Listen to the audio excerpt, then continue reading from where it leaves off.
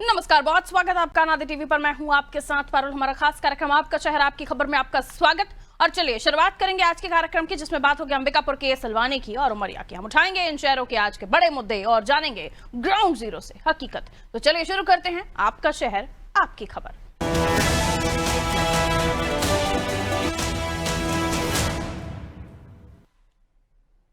सड़क का अंतहीन इंतजार। सबसे पहले बात करेंगे छत्तीसगढ़ के अंबिकापुर की, जहां कुबेरपुर ग्राम में पक्की सड़क ना होने से ग्रामीण परेशान हैं।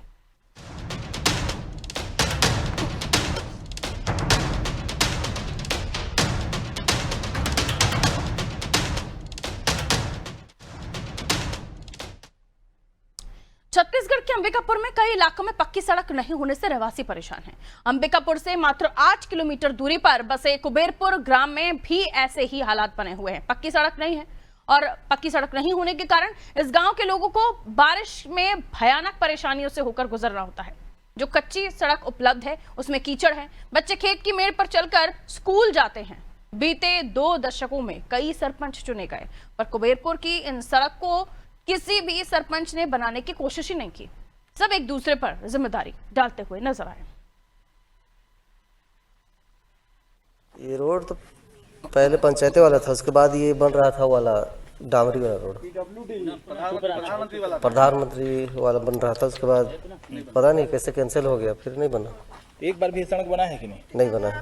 तो क्यों नहीं बन पा रहा है? आप लोगों ने इसके लिए प्रस्ताव दिया या किसी को शिकायत की या उच्च अधिकारियों से इसके बारे में चर्चा की है? हाँ, दिए तो थे शायद आगे वाले। हम लोग अभी बने हैं सरपंच। आपको कितना दिन हुआ बने? 5-6 महीना हो रहा है। तो आपने प्रयास किया? क्योंकि अभी देख रहे हैं सड़क इसी सड़क में आना जाना करते होंगे ना आप। तो आपके आने के बाद कुछ प्रयास किया गया आपको इस सड़क को बनाने के लिए? अभी देंगे हम लोग प्रस्ताव, किसी ग्राम सभा बैठेंगे तो। कहा जानी भैया, में तो हम रेंगने बुलने नहीं सकते हैं। हाँ, बहुत परेशानी है हमको। कौन है सरपंच सचिव यहाँ के? राजाराम है। हाँ। और तिरंदू है सच्चू। कौन है सचिव? तिरंदू। तिरंदू। तो इस सड़क को क्यों नहीं बनवाते हैं वो लोग?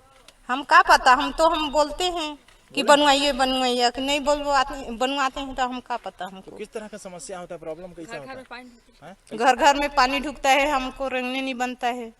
तो इसके लिए कभी सरपंच सचिव से बोले कि बनवाओ रोड को? कहते तो हैं। तो क्या बोले?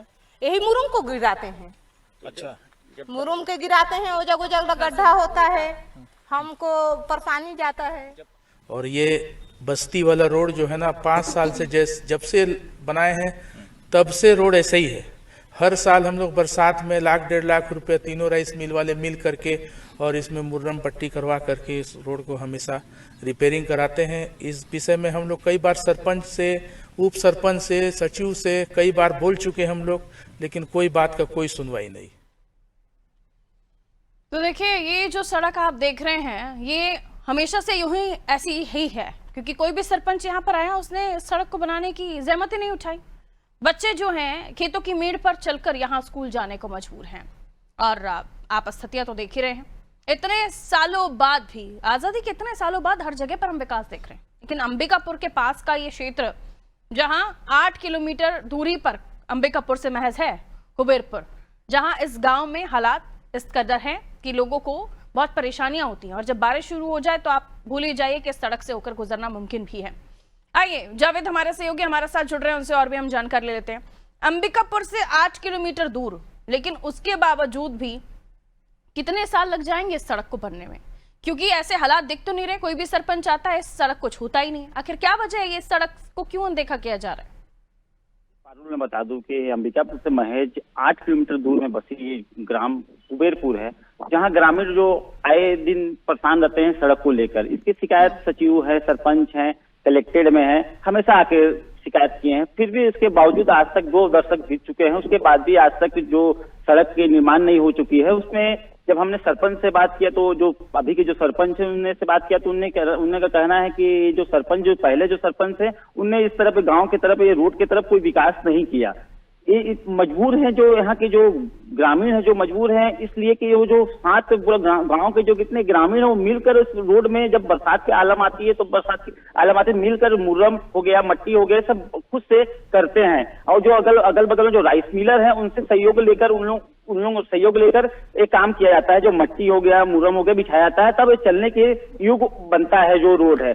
आलम यह है कि जब बरसात आती है, जब बरसात आता है तो घर के अंदर पानी घुस जाता है। उससे जब ग्रामीण से हमने बात किया तो बोलते हैं जब हम लोग मुर्रम जब बिछवाते हैं तो धीरे धीरे रोड के जो ऊंचाई है ऊपर आ जाता है। तो हर साल का इसकी शिकायत हमने बहुत सचिव, सरपंच, कलेक्टर में जाके की है, पर इसकी शिकायत आज तक इसकी तरफ इसकी सूद लेने वाला कोई नहीं है, ना ही सचिव ना ही सरपंच। ये आलम आ गया है कि जो हमारे बच्चे हैं वो घर से जो जाते हैं तो बोलते हैं कि ये सड़क में नहीं जाएंगे, हमने जो खेत की जो मेड़ है वो अच्छा हमको लगता है कि जिससे ये रास्ता में हमारा ड्रेस गंदा हो जाता है, बल्कि हम जो खेत के मेड़ जाते हैं उसमें हमारा जो ड्रेस है वो बचता है, हमको अच्छा लगता है। क्योंकि ये सड़क तो आए दिन यहाँ दुर्घटना होती रहती है और बहुत गंदा रहती है, गड्ढे रहते हैं तो हमारे ड्रेस खराब हो जाते हैं। इसलिए इस रोड से अच्छा हमको खेत लगता है, ये बच्चे का कहना है। इसके बारे में जब हमने सचिव से बात की तो सचिव जो है वो हमसे मिलने से इनकार कर दिया गया। और जो अभी के जो सरपंच हैं, हमने वो सरपंच से बात किया तो सरपंच का साफ तौर से कहना कि इससे जो पहले जो सरपंच थे इस पर ध्यान नहीं दिए, जबकि इस रोड की सरकार की तरफ से पास भी हो गई थी, पर ये बोलकर ये झूठा दिलासा दे दिया गया कि ये PWD के रास्ता है, इसमें डामर बनने वाली है, ये बनने वाली है, वो बनने वाली है। तो झूठा दिलासा देके ग्रामीण को वो अनदेखा कर दिया गया। यही जो अभी की जो सरपंच उनसे हम बात की है तो सरपंच का साफ तौर से कहना है कि जो हम अभी 3 महीना पहले बने हैं, अब हम इसके आवेदन कलेक्टेड में देंगे और जन दर्शन में देंगे और उसके बाद हम इस रोड को बनवाकर छोड़ेंगे। की इच्छा शक्ति पर भी निर्भर करता है। अंबिकापुर, सरगुजा जो कि टी.एस. सिंहदेव साहब का गढ़ रहा है लंबे समय से, और जब हम ग्रामीण अंचलों में विकास की बात करते हैं तो क्योंकि छत्तीसगढ़ को हम देखें तो काफी ऐसी जगहें हैं जो बहुत ज्यादा दूर नहीं है शहरी क्षेत्रों से, कि जैसे कि हम कबीरपुर का भी जिक्र कर रहे हैं, अंबिकापुर से 8 किलोमीटर कितना दूर है, लेकिन यहाँ पर सड़क नहीं मिल रही लोगों को। और अभी राजेश अग्रवाल जी आए हैं, उनकी नजर पड़े इस गांव पर तो शायद इसका भी बेड़ा पार हो जाए, लेकिन ऐसा मुमकिन नहीं। प्रधानमंत्री सड़क योजना जिसके तहत सड़कों का बनना है और गाँव को शहर से जोड़ना है, लेकिन वो भी यहाँ पर सब धता दिखाई दे रहा है। खैर अब देखते हैं, क्योंकि लोग भी बात नहीं कर रहे हैं, आपने बताया, सचिव भी बात नहीं कर रहे हैं, सरपंच इंटरेस्ट नहीं दिखा रहे हैं, तो ऐसा ना हो कि जनता अब राजनेताओं में इंटरेस्ट लेना बंद कर दे तो फिर इनके लेने के देने पड़ जाएंगे। खैर लौट रही हूँ, बहुत शुक्रिया जावेद जानकारी के लिए। तो पक्की सड़क नहीं होने से ग्रामीणों की परेशानी आप देख रहे हैं, कीचड़ से सनी हुई सड़कों पर चलने को मजबूर बच्चे हों, बुजुर्ग हों, चाहे यहाँ के आसपास के किसान, क्योंकि ग्रामीण अंचल है ये। अंबिकापुर से 8 किलोमीटर महज दूरी पर। बजट देखिए तो बजट लमसम, लेकिन उसके बावजूद भी प्रधानमंत्री ग्रामीण सड़क योजना जिससे राजमार्ग गांव तक सड़क कनेक्टिविटी की बात कही जाती रही, और अब तो बीजेपी की सरकार है। पिछले 5 वर्षों में फिर हमने देखा था कि कांग्रेस की सरकार आई थी, और उससे पहले से भी बीजेपी की सरकार ही रही है यहाँ पे। और गांव के विकास की, हम गांव को गोद लेने की बात करते हैं कि सांसद गांव को गोद लें, उसके बावजूद भी अंबिकापुर से सटा हुआ 8 किलोमीटर पर यह गांव और हालात ये।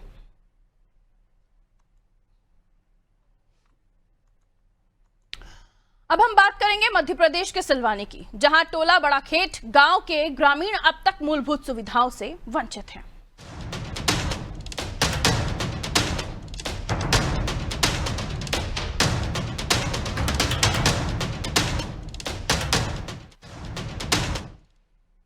दुरावस्था झेलता गांव। मध्य प्रदेश के कई ग्रामीण क्षेत्र बदहाली का सामना कर रहे हैं और कई इलाकों में बुनियादी सुविधाओं की बेतहाशा कमी है। सिलवानी जनपद की ग्राम पंचायत बटेर के अंतर्गत आने वाला टोला बड़ा खेत गांव इसी दुरावस्था का शिकार है। सिलवानी मुख्यालय से केवल 15 किलोमीटर दूर है ये गांव। इस गांव के 450 लोग की आबादी साल भर उन समस्याओं से जूझती है जो बारिश में और भयानक हो जाती हैं। बारिश के मौसम में ये गांव काफी जो बाकी दुनिया है उससे पूरी तरह कट जाता है। No connection. गांव को जोड़ने वाली सड़क कीचड़ से लथपथ हो जाती है। बीच में उफनती नदी भी रास्ता रोक देती है। मेडिकल इमरजेंसी पड़ जाए, प्रसव पीड़ा पड़ जाए या कोई बीमारी हो जाए, गर्भवतियों को खाट पर लिटाकर उफनती नदी पार करनी पड़ती है। 5 साल पहले इलाज के अभाव में 2 महिलाओं की मौत भी यहाँ पर हो चुकी है। मिडिल स्कूल की बात करें, हाई स्कूल की बात करें, 18 छात्र हर दिन यहाँ जान जोखिम में डालकर पढ़ने जाते हैं। कुछ बच्चों ने तो उफनती नदी पार करने के डर से स्कूल जाना ही छोड़ दिया कि कौन जाए, जीवन पहले, पढ़ाई तो ठीक है, लेकिन गांव में बिजली, पानी, सड़क सहित अन्य जन सुविधाओं की भी विकराल समस्याएं हैं। इस आदिवासी बाहुल्य टोला बड़ाखेत गांव के निवासियों ने कलेक्टर से लेकर वरिष्ठ अधिकारियों तक सबको अपनी दुर्दशा बता दी, लेकिन आज तक कोई सुधार नहीं हो पाया। जहाँ समस्या है कि पानी हम झिरियों से खोद खोद के पी रहे हैं, और ना तो लाइट है, खम्भे हैं ही नहीं है। 6-7 खम्भे माने 1 किलोमीटर दूरी है। 1 किलोमीटर माने हेड पंप लगा है स्कूल के, उतना नहीं जा पाते हैं। अब मचा पानी पीते, बीमार हो जाते हैं। कई बार बीमार हो गए। अब बीमार हो जाते हैं तो फिर साधन नहीं मिले तो फिर मर जाते हैं। 2 आदमियों की मृत्यु भी हो चुकी है। कोई साधन नहीं आ ही नहीं पाते हैं। ना तो रोड है, ना पुल है नदिया में। बच्चे स्कूल जाते हैं बाहर पढ़ने तो फिर उतने भी नहीं पहुंच पाते, कंधों पे ले जाते हैं। गर्भवती महिला होती हैं तो उनको भी माने खटिया पे ले जाते हैं। अब साहब मुख्यमंत्री जी से आपसे निवेदन है कि आप कृपा करके मेरी खबर करिए। और जहाँ तक बात ये बड़े खेत की सड़क की है तो वो 3 किलोमीटर लगभग सड़क का निर्माण होना है। तो जब तक वो 3 किलोमीटर सड़क का निर्माण नहीं होगा, जब तक उनकी समस्या का हल नहीं होगा। इस संबंध में हमने ऊपर भी अवगत कराया है। और जहाँ तक अभी मई-जून में उसका मई में सर्वे भी हुआ था प्रधानमंत्री ग्राम सड़क योजना में, जो अभी नई स्कीम आई है मंजरे टोले वाली, उसमें उसका सर्वे हुआ है। अब आगे उसकी कार्रवाई ऊपरी स्तर पर होगी। राजस्व अधिकारी को भेजकर मौका मुआयना करा लिया जाएगा और उसके बाद जिला अथॉरिटी को लिखा जाएगा कि वहाँ पर पुल और सड़क तो सिलवानी तहसील रायसन में आती है, बहुत ज़्यादा दूर नहीं है राजधानी से, और वहाँ पर ये गांव है बटेर, जनपद पंचायत की ग्राम पंचायत बटेर के अंतर्गत आने वाला टोला बड़ाखेटा। आदिवासी यहाँ पर 450 की आबादी रहती है। सिलवानी मुख्यालय से 15 किलोमीटर दूर 450 लोग यहाँ पर निवास करते हैं। सभी जगह गुहार लगा दी, उसके बावजूद भी हुआ क्या? समस्या जस की तस।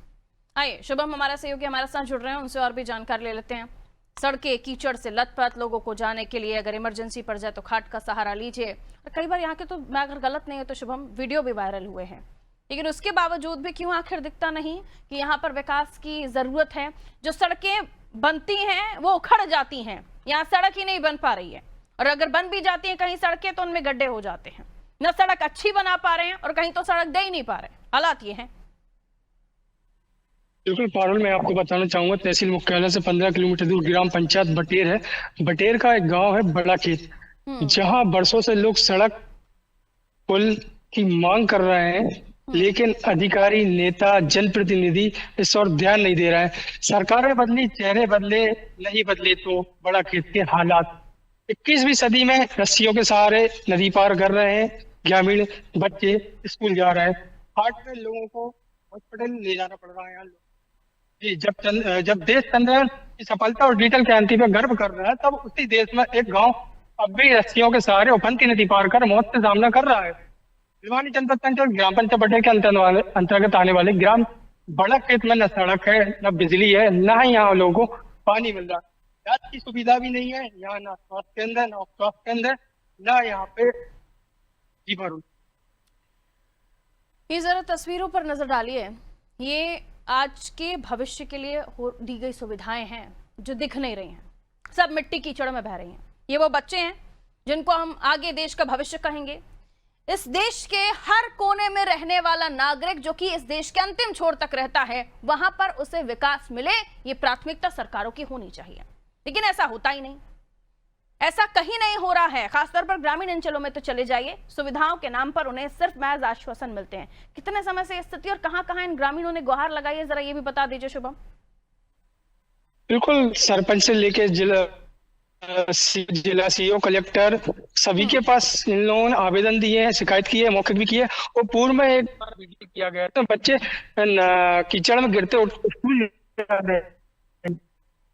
जी हाँ, क्या आश्वासन क्या मिलता रहा अब तक इनको? आप क्योंकि 450 की आबादी, क्या ये इतना बजट 450 की आबादी के लिए खर्च नहीं करना इनको? क्या मंशा क्या है? क्यों क्या जवाब दिया जाता है जो अधिकारी है उनकी तरफ से?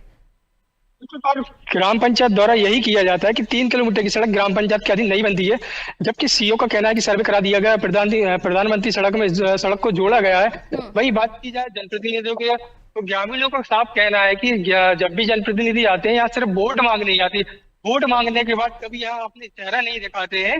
जी पारुल, वोट मांगने आइए, हाथ जोड़कर आइए, पैर पड़ने भी आ जाइए, बुजुर्गों के सामने नतमस्तक हो जाइए कि आपका बेटा हूं या आपकी बेटी हूं, और उसके बाद हालात क्या हो जाते हैं तस्वीर आप मेरे पास में देख रहे हैं। खैर लेकिन अब यहाँ जो जनता है इन्होंने लगातार अपनी गुहार लगाई, उसके बावजूद भी कोई देखने वाला नहीं है, तो पूछा तो जाएगा कि आखिर इस गांव को क्यों विकास से दूर रखा जा रहा है। जब आप भी बता रहे हैं कि प्रधानमंत्री ग्रामीण सड़क योजना के तहत सड़क का बनना है, क्या कोई डीपीआर नहीं बन रहा है, सड़क का कोई पहल हुई भी है या नहीं हुई है? शुभम, जनपद सीओ द्वारा यही बताया गया कि प्रधानमंत्री सड़क के अंतर्गत सर्वे करा दिया गया। ठीक है शुभम, आप वॉइस ब्रेक हो रहा है क्योंकि आपका बहुत बहुत शुक्रिया। तो ग्रामीणों की गुहार पर अब तक कोई सुनवाई नहीं हुई, अनसुना कर दिया गया है। कीचड़ से सनी सड़कों से होकर गुजरना पड़ता है, बच्चे भी स्कूल जाने के लिए कितना जोखिम लेते हैं ये देखिए। अभिभावक उन्हें अपने कंधों पर बिठाकर यहाँ से वहां, ये जो नदी है ये जब बारिश के समय पर उफन जाती है तो इन्हें इस तरीके से पार करना होता है। ये हालात हैं देश के विकास के, प्रदेश के विकास के। और क्यों आखिर, अगर कोई ग्रामीण अंचल है वहां पर कम आबादी है तो उसे सड़क नहीं मिलेगी, ये कहाँ लिखा हुआ है? और जब स्वीकृत है सड़क प्रधानमंत्री ग्रामीण सड़क योजना के तहत, तो क्यों आखिर यहाँ पर इन्हें सड़क नहीं मिल रही है? क्यों आखिर इतना जोखिम उठाकर ये कभी नदियों को पार कर रहे हैं तो कभी अपने बच्चों को कंधों पर बिठाकर इन्हें नहर पार करानी पड़ रही है? ये अगर विकास है तो ऐसे विकास की आवश्यकता इन ग्रामीणों को तो कम से कम नहीं है। इन्हें चाहिए अपनी समस्याओं का हल, जो शायद सरकारें दे नहीं पा रही। और अब बात करेंगे उमरिया जिले की भीमडोंगरी गांव की। ये तस्वीरें आपको दिखाएंगे जहां 4 माह पहले बनाई गई पुलिया पहली ही बारिश में ढह गई।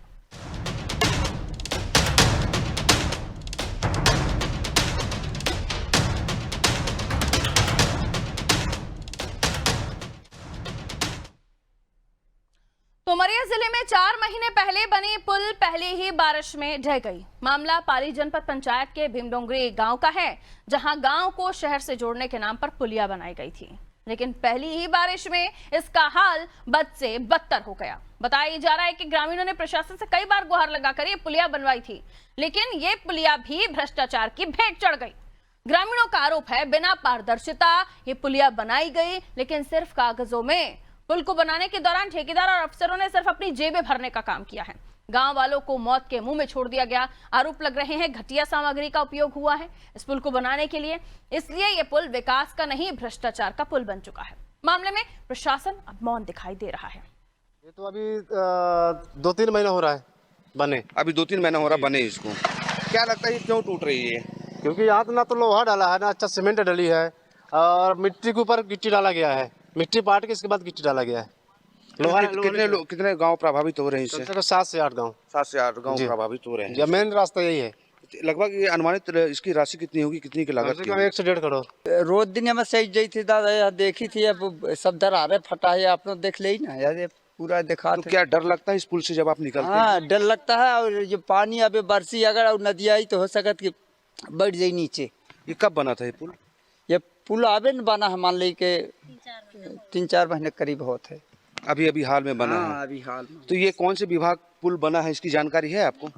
अबे तो नहीं जानी सर। ठेकेदार द्वारा कहीं ना कहीं लापरवाही किया गया है, जिसके कारण पुल टूटने के कगार में दिख रही है। मैं भी वहाँ से आवागमन करता हूँ सर, मैं चौरी से आवागमन करता हूँ अपना। इस समय तो अब बरसात का समय हो गया है सर, तो मैं अपने बच्चे को लेके आता हूँ तो शहडोल तरफ से आने जाने लगा हूँ। पर शुरू में गया है सर, तो वहाँ उसके साइड में देखा जाए कि सब मिट्टियाँ कट कट के नाले में बह गए हैं। हो सकता है ये भविष्य में कहीं कुछ घटना ना हो। कब बना था ये पुल? ये अभी अप्रैल मई में बना है सर। लगभग लागत कितनी होगी? लागत तो सर पूरा ये मालूम नहीं है, फिर भी करोड़ों की लागत में बना है। 4 महीने पहले आप मिट्टी का एक छोटा सा कुछ आइटम बनाए, खिलौने बनाए, या फिर कोई भी एक किसी भी स्ट्रक्चर में रखकर सीमेंट मिट्टी का घोल डाल दें या जो रेत का घोल डाल दें, वो भी 4 महीने से ज्यादा टिक जाएगी। ये 4 महीने पहले बनी पुलिया पुल है जिससे 7 गांव के लोग होकर गुजरने थे, चला 4 महीने भी नहीं। ये 4 महीने पहले बना हुआ है, आप देखो तस्वीरें देखो। और उसके बाद ये बताइए कि क्या ऐसी सड़कों की आवश्यकता है? जब शिकायत की गई कि घटिया सामग्री से ठेकेदार बना रहा है, उसके बावजूद भी क्यों कार्रवाई नहीं की गई? जनता के पैसों को भ्रष्टाचार के अंदर बिल्कुल तोल दिया जा रहा है। सबकी जेबें भरो, जनता का कल्याण होगा, जनता का नहीं, इन ठेकेदारों का कल्याण हो रहा है। क्योंकि बनाने के नाम पर ये बना तो देते हैं लेकिन टिकता 4 महीने नहीं। अब क्या लागत है इसकी ये भी जान लेते हैं। हमारे साथ हमारा सहयोगी जुड़ रहे हैं, उनकी तरफ हम रुख कर लेते हैं। दीपक, बताइए जरा इस पुलिया के बारे में। देख तो रहे हैं हम हालात, 4 महीने पहले अगर ये स्थिति है तो ना ही बनाते तो बेहतर होगा। क्यों इतना पैसा इसमें लगा दिया? कितना बजट खर्च हुआ है? पहले भी इसको लेकर आवाज उठाई गई है और अब ये इसकी स्थिति ऐसी है कि यहाँ पर चला जा सके, कोई भारी वाहन निकल जाए तो यूं ही धराशायी हो जाएगा। अरे बाप रे पारुल जी, जरूर। यहाँ पे जब यहाँ पे पहुंचे और पुल का जब मुआयना किया और देखा कि यहाँ पे जब हम चल रहे थे उस पुल के ऊपर में, तो पुल अपने आप कंपन कर रहा था, अपने आप वो कांप रहा था पुल। हमारा वजन नहीं सह पा रहा था। तो स्वाभाविक है वो जो गांव को जो ये रोड जोड़ता है, तो वहां से जो ग्रामीण निकलते होंगे तो क्या स्थिति होती होगी, क्या हालात होते होंगे, उनको ये भी अंदाजा नहीं होगा कि क्या मैं इस पुल को पार कर रहा हूं तो अपने गांव सही सलामत मैं पहुंचूंगा या नहीं पहुंचूंगा।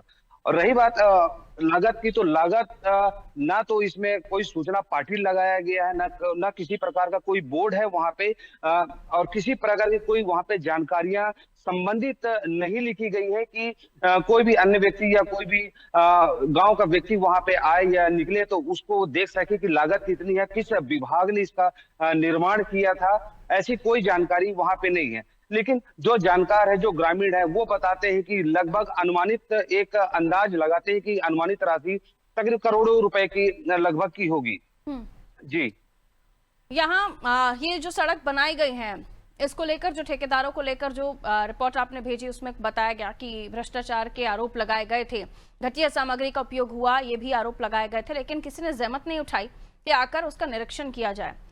ठेकेदार के हवाले सब कुछ कर दिया जाता है, पैसे भी ले जाओ, घटिया निर्माण कर दो और उसके बाद जनता की जिंदगी भी खतरे में डाल दो। ये सब भी चल रहा है इस क्षेत्र में। तो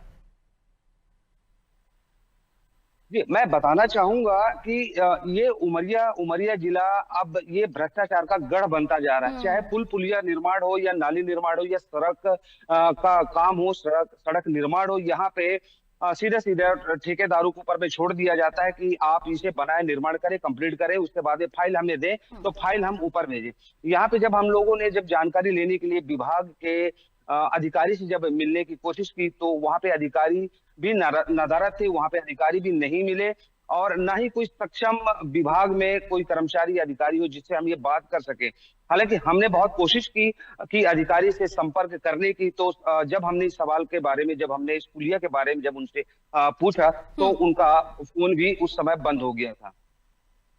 जवाब भी देंगे क्या? या तो इसकी दरारें देखें या अपना चेहरा देखें कि कितना भ्रष्टाचार आपने किया है।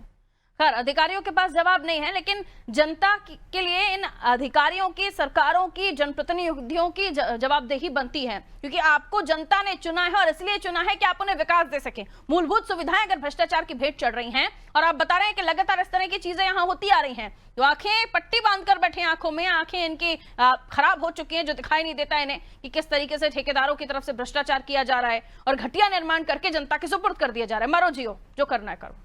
खैर, बहुत शुक्रिया दीपक जानकारी के लिए। आप नजर बनाए रखिए, हो सकता है कि किसी की अंतरात्मा जाग जाए और इस मामले में कुछ कार्रवाई हो, वरना तो भगवान भरोसे ही चल रहा है यहाँ का सिस्टम।